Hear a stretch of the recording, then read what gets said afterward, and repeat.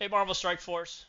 We have our U32 going on right now, and overall, it's been interesting.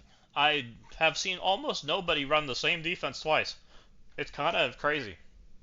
No one agrees on a single room on what's good and what's bad and where it goes. It's very rock, paper, scissors. Um, there's main pieces and other pieces, and it feels like we got a ton of offense, and we're not sure if defense is good or bad, or no one's really sure what to do. As you can see, I ended up with a 25 498 versus a 24 672. Every room drop is 200 points, so he dropped an extra four rooms over me. Um, let's go check out what happened and see what happened, what we're doing different. Um, so my attacks, and we'll go over attacks first, and then we'll kind of watch. We'll watch the footage too.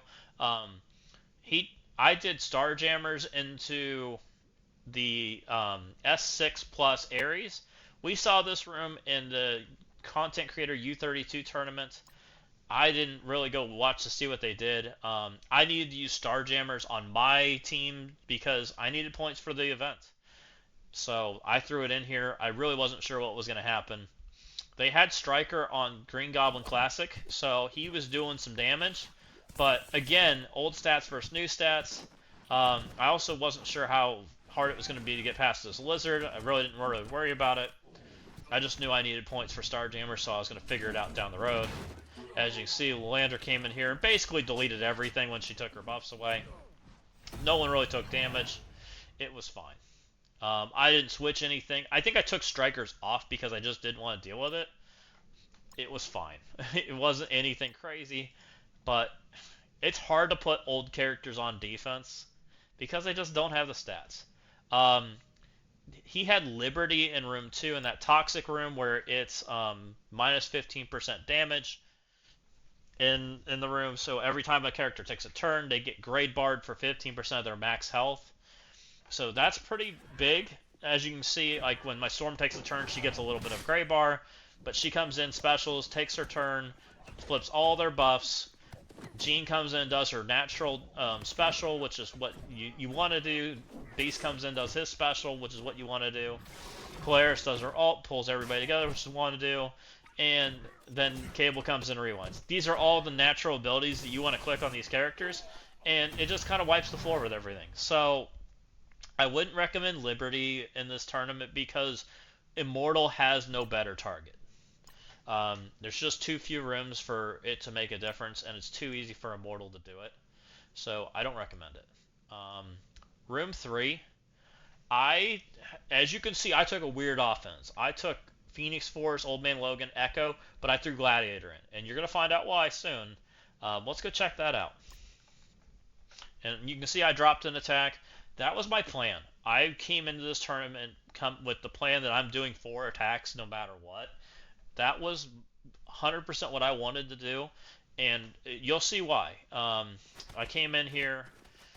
I put Old Man Logan next to Gladiator because he bounces off the buffs. I didn't think he'd die to anybody. He's maxed out as best I can. He's 7 red. Gladiator takes it like a champ because he's, a freaking beast. Echo stopped Odin from getting his charges, or from getting his assists, and Old Man Logan stopped the charges. So then we come in, we kind of start going on Odin. I wasn't sure if I could kill him because I didn't think I had enough damage, but I was trying anyways. So I put everything into Odin trying to kill him, but as you can see, eventually he ended up getting his assist down because Echo died. Echo died, then we just kind of start going, everybody's taking damage. Eventually Old Man Logan gets a turn. Phoenix is about to go Dark Phoenix. So Old Man Logan takes his first turn, stuns Black Knight, so I stop taking damage from him. Dark Phoenix does her ability, and then Odin gets his battlefield effect up. And that's kind of usually about the point where Phoenix Force kind of runs out of steam. Gladiator ults just to get more healing. Old Mega Red comes in and does his ult. And now we're at the point where I've got 4 people versus Odin, and I'm out of steam. All my characters are about to die the next swipe, and that's exactly what happened. We get to Old Man Logan, and I just let it time out here because we're in a really good situation. Odin's really far from special, and he's really far from his ult, which is what I want. So that was perfect. I had plenty of characters left over, so when I came back in, I went and came in with Night Stalkers plus Kahori, because I have that many pieces left over. I didn't need Kahori, I didn't need Shadow King, I didn't need Night Stalkers, so I brought in the beefiest thing I could think of that could instantly do damage to ignore Room Three's minus 5 bajillion focus and damage. And as you can see, it took me like 4 turns to kill Odin, even with the room rule working against me, which was fine. It was nothing I had to worry about because I was able to clear out all the other Illuminati members. So, offense-wise, I was very happy with that. Score-wise, 17-25, 19-24, 20-18, like all very reasonable scores. Defense. Let's go look at what we had going on. Room 1. This is where I put my Odin Illuminati, and I put them with a bunch of fortifiers, Black Bolt, no strikers, um, and I got the win against the Mephisto Old Man Logan APOC comp, which usually is a one shot, which was a win in my book. He put a ton of strikers on his team. I think he put everyone the striker except Echo. Echo he put as a fortifier, which I don't know about that one. That was weird. um, so he's coming in here. He's got all his death proofs. He fortified Odin or Echo, which was super not right. It would have been better for him to let everybody, but he was worried, I guess, that his strikers would start dying. I guess because he ran so many of them. I think he overwent on the striker plan. But as you can see, my Shuri tanked a hit, my Black Bolt tanked a hit, then my Britain tanked a hit, all before they could get to the Odin. Meanwhile, my Hank's just doing hanky heal things. Odin's swiping away, and we're just kind of going to town. I did end up figuring out that Black Bolt's bugged, and he isn't giving health to Britain, or at least not persistent health. Britain should have like another 4 million health, and he's not. So that's kind of a problem. But we're just wiping away. It's just kind of doing what it's doing. Eventually, we just kind of execute everything with the Odin ult. So, I lost the Odin ult going in the second round, which kind of stinks. I still almost won, so I don't feel bad about that. I did make a change in that room, so I'll show you that at the very end. Um, so, he came back in with full Astral. Again, he came in with lots of striker attacks, which I think was just wrong. I don't think he needed it, and I'll show you why. So he brought full Astral in. I have Hank Odin left. They've got one exhaust going on. I don't have any cooldowns up, but I still get the swipe going. As you see, Odin's swipe just takes him to 1 HP. They're starting to lose death proofs.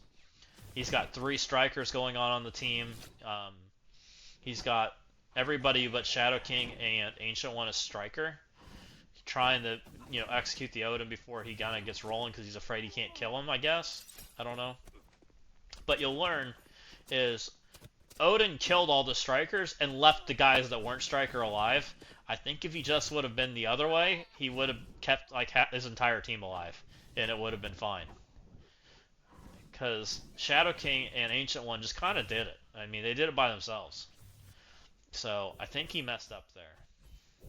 He would have gotten an extra like 15, 20 points from just having everyone alive. Instead, he like had a horrible efficiency for this. Let's go look at room 2, which was where the bloodbath was. That's where I got creative and why I ran so little defense or so little offense. So I ran Apocalypse, Null, Black Knight, Mephisto, Gore.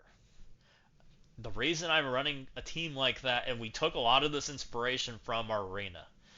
Mephisto without Null in play obviously does his empowered state, smears everybody in buffs and debuffs. Bad things happen. He comes in and gives you exhaust, you take a little more damage. Black Knight comes in and cleaves your face in when things happen. This is in the toxic room, by the way, so you're already losing health. We've also got Gore, who comes in and swipes your defense up away. I mean, we got things happening here. We also have Null, who assists on all these guys because we have 4 villains and a symbiote, so Null's assisting on every attack, putting darkness up. Null comes in and puts Trauma Slow out there if for some reason you turn off Mephisto's ability. Null's also got speed up from Gore, but he can't be slowed down because we've got Apocalypse on defense. Apocalypse also empowers if there's no Gore or no Null. As you can see, he thought he needed Null. Now, I don't recommend doing it with Immortal because Immortal doesn't do anything without the full team. So he came in with a second attack and learned his lesson. He came out with what I thought was a pretty reasonable team. Annihilators with Sus and Null. And let's go watch that one. This was a slight punch down for him, by the way. Because he decided to put Mephisto into my Odin Illuminati. He didn't have it for here. So I come in here, he turns off my empowered states, which is fine. Mephisto still comes in here and does Mephisto things and takes 2 turns. So I've already flipped the Gladiator. He can't get taunt. I came in here, took a sus to basically dead. I came in here, I've already hit all his characters and smeared them and stuff. Look at where we're at. We're great. Half their characters are Greybarred already. We got Null on half HP. We got Black Knight hitting things. We got multiple stacks of darkness on people. Null just now took his first turn and he's dead. He died to Black Knight. Null comes in, hits Thanos. Apoc takes his ultimate. Now, he doesn't empower. So he goes right to special. So we ended up doing all of that. And look at our character's health. I mean, we are basically full. I wish Mephisto didn't ultimate there because that would have made the follow-up attack substantially worse. But it's fine. Let's go see what the next attack he did was. As we saw, his very good team got annihilated.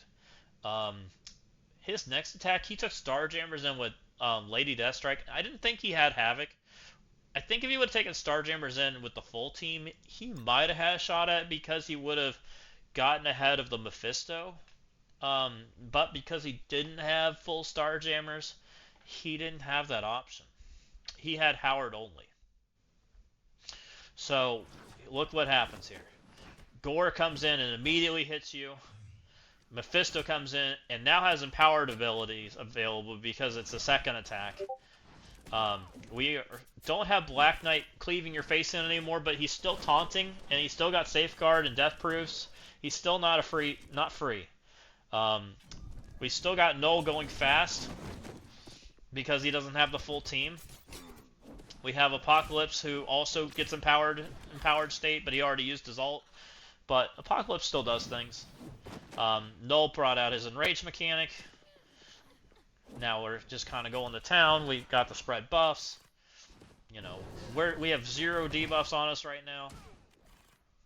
We're just kind of going. I would have been curious to see if that was the full Starjammers, if they would have had a shot. I think they might have if it was big enough, but I don't think it was free. Black Knight got his ultimate off, cleaves everybody to death, and it's just over. And look at me, I'm full health again. So, this team's just going.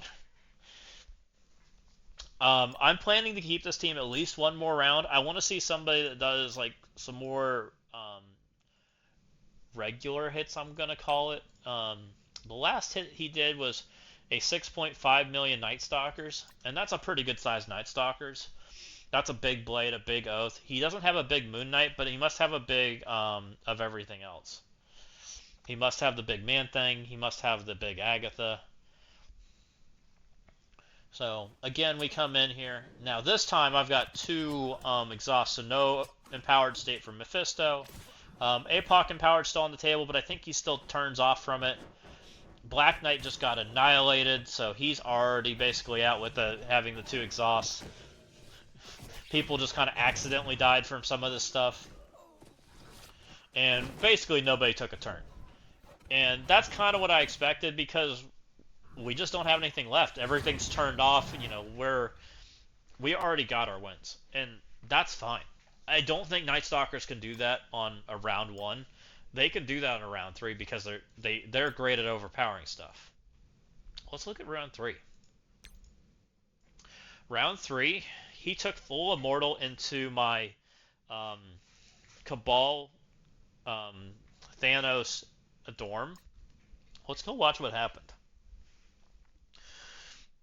This is room 3, by the way, so this has the CGR effect, minus a bajillion focus and minus damage until I take a turn. Now, there is a benefit. He's got the Polaris passive, so I didn't get a crit, which this team would crit otherwise. Thanos took his turn and didn't crit at all, which sucks. So no speed up for me, but I still, he did no damage up until I took turns, which I took turns and then I rewound him.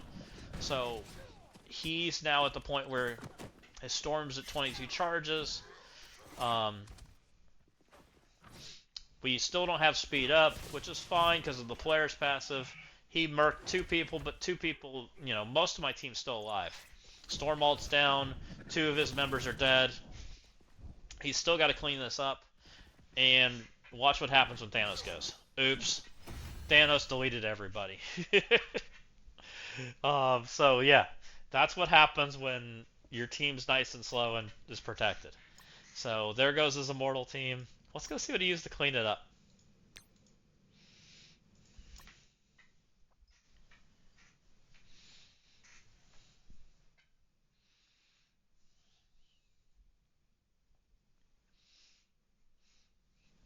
This is my 3-piece versus his Cabal 3, Dorm, and Kang. Again, I've still got the CGR effect until I take a turn, so he's not really doing much trying to do damage to me right now. He's trying. He rewinds me, or Thanos goes, but I still haven't taken a turn yet, so I got to bombard him. Thanos is still going. Thanos is still tanking. All these resists. Thanos is still going. He hasn't taken a turn yet because he rewound me. I'm taking forever to take a turn. And I don't have cooldowns up, but it just kind of shows how tanky they are with that. And then Thanos finally takes his turn, which he almost killed Namor, by the way. That's just kind of how good that team is before they take a turn. They just sit there and tank. So overall, I'm very happy with that round. I'm a little nervous if people start doing a little more turtley stuff because I did have to 2-tap to be able to clear, but I have more tools. So I'm willing to go one more round and see what happens and see where it goes. I did make one change. As you can see, I'm still running Fortifier on Shuri. I've got Hank as a healer. I've got Bruton as a raider. I put Medusa in here now because Black Bolt's aura is bugged. And so Medusa's got a lot more health than Black Bolt, so she can take a hit. But she also does one thing. She stops death proof on spawn, which is all the Striker characters. And if they don't get their death proofs, I don't think they can run Striker into my Odin. And that's what I want to prevent in that room. So we'll see how that goes. I'm very curious. I'm still running everything else the same. And I'm planning to do that for the rest of this round. Look forward to the next Crucible video where we see how that went.